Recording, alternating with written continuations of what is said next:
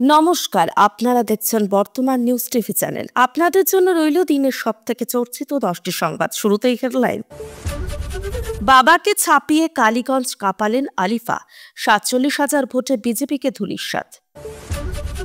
ধাক্কায় ধস্তাধস্তিতে কেঁপে উঠল বিধানসভা, সাসপেন্ড 4 বিজেপি বিধায়ক। এটা তামাশার জায়গা নয়, অশান্ত বিধানসভায় ক্ষুব্ধ স্পিকার। কালীগঞ্জে বিজয় মিছিল থেকে বোমা, মৃত্যু শিশুকন্যার, পুলিশকে কড়া নির্দেশ মুখ্যমন্ত্রীর।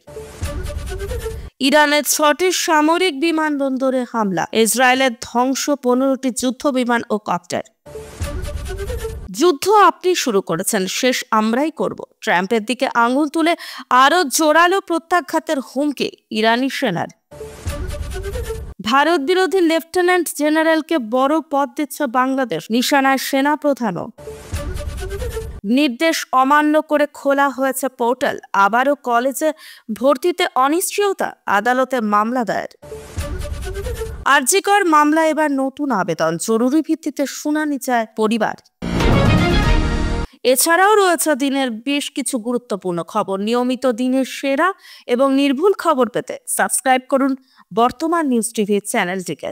কালীগঞ্জ উপনির্বাচনে বাবাকে ছাপিয়ে রেকর্ড করলেন মেয়ে। তৃণমূল কংগ্রেসের প্রার্থী আলিফা আহমেদ সোমবার ফল ঘোষণায় বিজেপির প্রতিদ্বন্দ্বীকে 47,000 বেশি ভোটে পরাজিত করে তৃণমূল শিবিরে উৎসবের জোয়ার বইয়ে দিয়েছেন।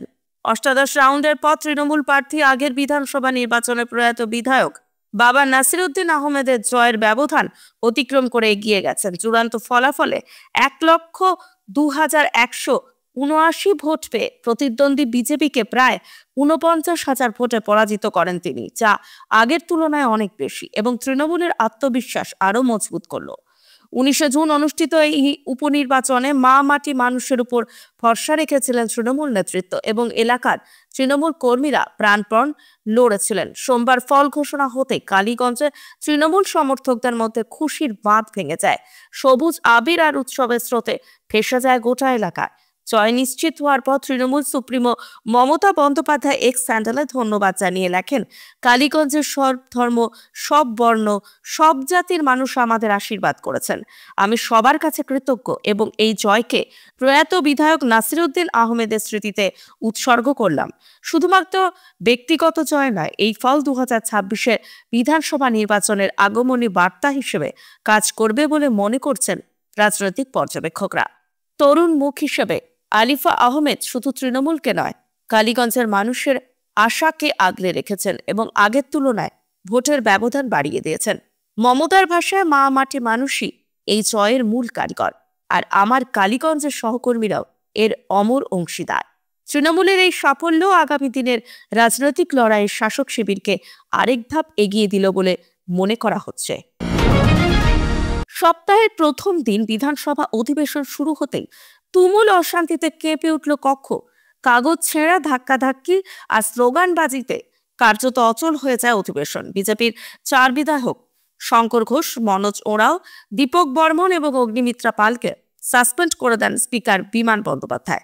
সাসপেনশনের পর মার্শালের সহায়তায় তাদের কক্ষের বাইরে বের করে দেওয়া হয়। বাইরে বেরিয়েও শান্ত হননি তারা, ফের বসেন ধর্নায়, হাতাহাতিতেও জড়িয়ে পড়েন বিধানসভা নিরাপত্তা রক্ষীদের সঙ্গে। অভিযোগ উঠেছে, বিজেপির বিধায়ক সুদীপ মুখোপাধ্যায় মার্শালের কলার ধরে ধাক্কা দিয়েছেন এবং মিহির গোস্বামীও চেপে ধরেছেন মার্শালকে। শেষ পর্যন্ত নিরাপত্তা বাহিনী বল প্রয়োগ করে তাদের বের করে দেন। তারপরও কক্ষে থাকা বেশ কয়েকজন বিজেপি বিধায়ক ওয়েলে নেমে স্লোগান দিতে থাকেন। এই অশান্তির মধ্যে ত্যাগ করা হয় নির্ধারিত প্রশ্নোত্তর পর্ব এবং সোজা চলে যায় নেতাজি সুভাষ ক্রীড়া বিশ্ববিদ্যালয় সংক্রান্ত বিলের আলোচনায়। তাতেও শান্ত হননি বিজেপির বিধায়করা, তারা অধিবেশন বয়কট করে কক্ষ ত্যাগ করেন।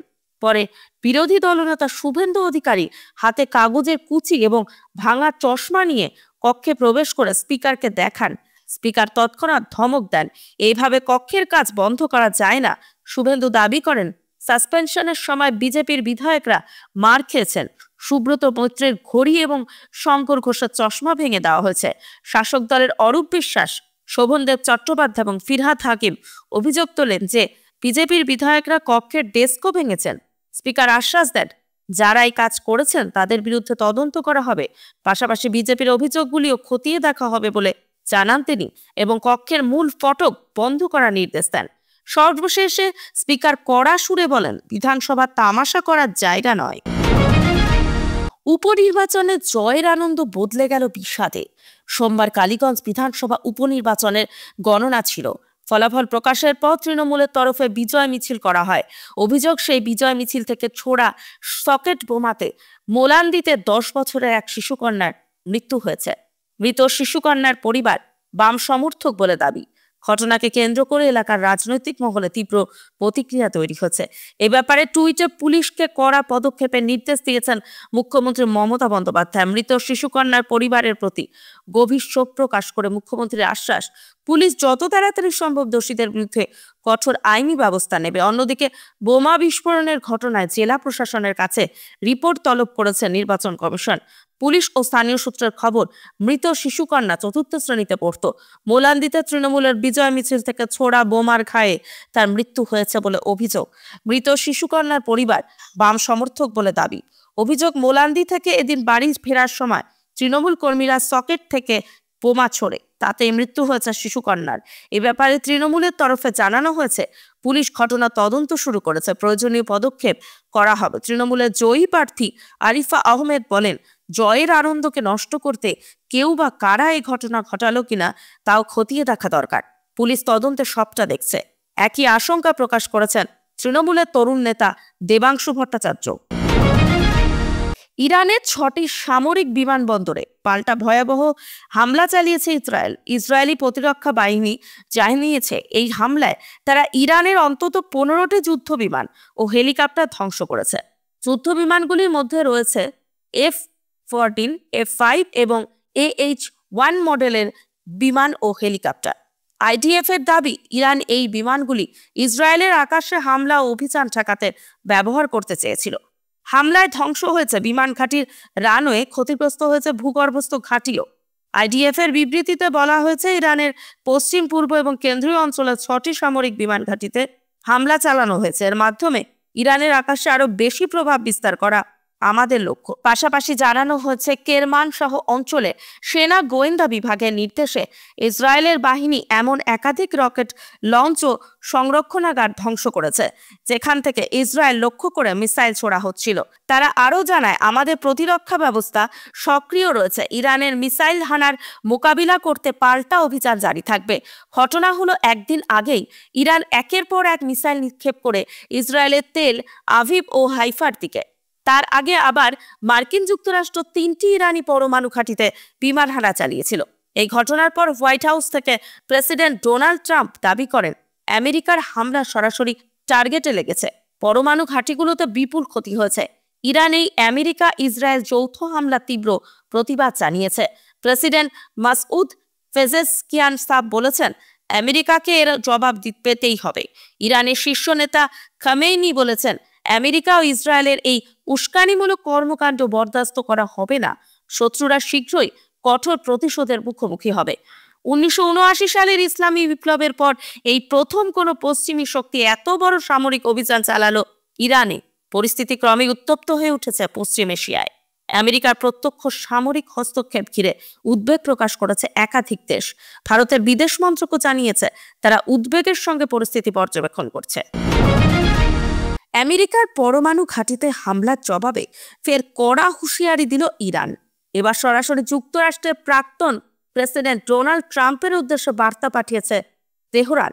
সংবাদ সংস্থা রয়টার্সের তথ্য অনুযায়ী, ইরানের সামরিক বাহিনীর সদর দপ্তর খাতাম আল-বিরিয়া মুখপাত্র ইব্রাহিম জোলফাকারির ভিডিও বার্তায় বলেন, এই যুদ্ধের শুরুটা আপনি করে থাকতে পারেন, কিন্তু শেষটা আমরাই করব। ট্রাম্পকে জুয়ারি বলে উল্লেখ করেন তিনি।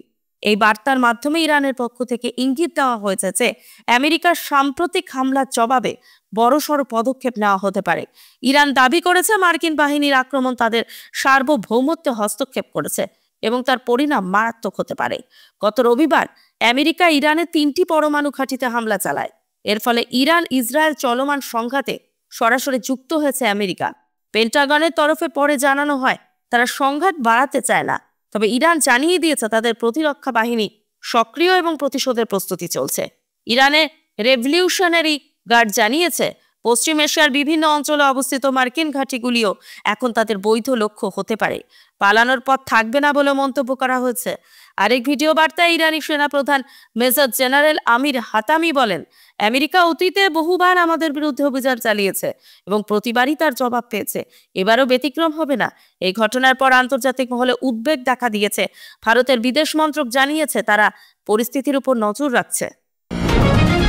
নতুন করে উত্তেজনা ছড়ালো বাংলাদেশের রাজনৈতিক অঙ্গনে। ভারত বিরোধী মনোভাবের জন্য পরিচিত লেফটেন্যান্ট জেনারেল আবু আয়ুব মোহাম্মদ জাহিরুল আলমকে বাংলাদেশের সহকারী জাতীয় নিরাপত্তা উপদেষ্টা পদে বসানো হতে পারে বলে জোর জল্পনা। অন্তর্বর্তীকালীন সরকারের প্রধান মোহাম্মদ ইউনূসের নেতৃত্বে এই সিদ্ধান্ত নেওয়া হচ্ছে বলে দাবি করেছে সংবাদ মাধ্যম দ্য ইকোনমিক্স টাইমস। জাহিরুল আলমের অতীত ঘনিষ্ঠতা রয়েছে পাকিস্তানের গোয়েন্দা সংস্থা ISI এর সঙ্গে।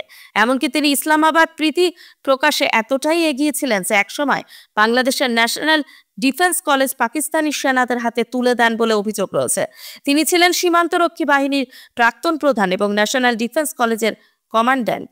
আরও বিতর্ক রয়েছে খালেদা জিয়ার প্রয়াত ভাই শহীদ ইস্কান্দরের সঙ্গে তার সম্পর্ক নিয়ে। অভিযোগ, ইস্কান্দর ভারতের উত্তর পূর্বাঞ্চলের বিচ্ছিন্নতাবাদী গোষ্ঠীদের অস্ত্র ও প্রশিক্ষণ দেওয়ার কাজে যুক্ত ছিলেন, যেখানে জাহিরুলের ভূমিকার কথা উঠে আসে। পাকিস্তানের সঙ্গে ইস্কান্দরের সম্পর্কও ছিল অত্যন্ত গভীর। বিশেষজ্ঞদের মতে এমন একজন বিতর্কিত ব্যক্তিকে যদি জাতীয় নিরাপত্তার মতো গুরুত্বপূর্ণ পদে বসানো হয়, তাহলে ভারতের সঙ্গে বাংলাদেশের সম্পর্ক আরও অবনতির দিকে যাবে। ইতিমধ্যে শেখ হাসিনার সরকার পতনের পর ইউনিট সরকার ভারতীয় বিরোধীদের ফ্রি হ্যান্ড দিয়েছে বলে অভিযোগ উঠেছে। জল্পনা আরও বেড়েছে এই প্রশ্নে। সেনাপ্রধান জেনারেল ওয়াকার উজ্জামানকে চাপে রাখতে কি ইচ্ছাকৃতভাবেই পাকিস্তান ঘনিষ্ঠ কাউকে নিয়োগ করতে চলেছে সরকার? কারণ ওয়াকারের নেতৃত্বে সম্ভাব্য অভ্যুত্থানের জল্পনা ছড়িয়েছে বিভিন্ন মহলে। সরকার এখনো এ বিষয়ে আনুষ্ঠানিকভাবে কিছু জানায়নি। আদালতের নির্দেশ অমান্য করে খোলা হয়েছে ভর্তি পোর্টাল। এবার এই অভিযোগ এনে বিচারপতি কলকাতা হাইকোর্টের দৃষ্টি আকর্ষণ করলেন এক আইনজীবী।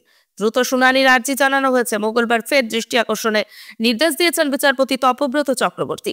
মামলাকারীর বক্তব্য, ওবিসি সংক্রান্ত মামলায় আদালতের নির্দেশ না মেনেই ভর্তির পোর্টাল খোলা হয়েছে। ওবিসি এ, ওবিসি বি শ্রেণীবিন্যাস রেখেই চলছে পোর্টাল।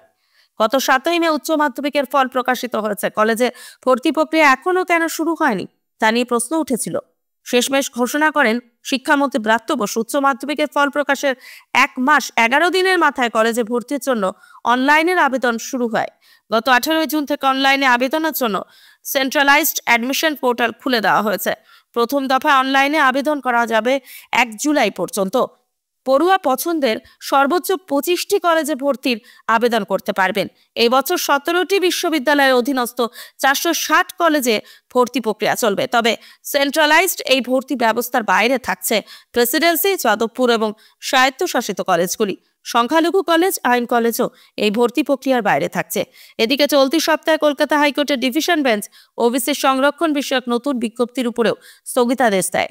তাতে ভর্তি প্রক্রিয়া আবারও জটিলতা তৈরি হবে বলে মনে করছেন বিশেষজ্ঞরা। আরজিকর মামলায় নতুন মোড় উঠছে, নতুন প্রশ্ন। আরজিকর খুন ও ধর্ষণ কাণ্ডে এবার আদালতে দৃষ্টি আকর্ষণ করলেন মৃত চিকিৎসকের পরিবারের আইনজীবী ফিরোজ এডুলসি। সোমবার কলকাতা হাইকোর্টের বিচারপতি তীর্থঙ্কর ঘোষের দৃষ্টি আকর্ষণ করেন আইনজীবী। গত বছর আগস্ট মাসে আরজিকর হাসপাতালের ভিতরে কর্তব্যরত তরুণী চিকিৎসককে ধর্ষণ করে খুনের ঘটনা ঘটে। সেই ঘটনা ইতিমধ্যে অভিযুক্তের সাজা ঘোষণা করেছে নিম্ন আদালত। অভিযুক্ত সিভিক ভলেন্টিয়ার সঞ্জয় রায়ের যাবজ্জীবন সাজা ঘোষণা করা হয়েছে।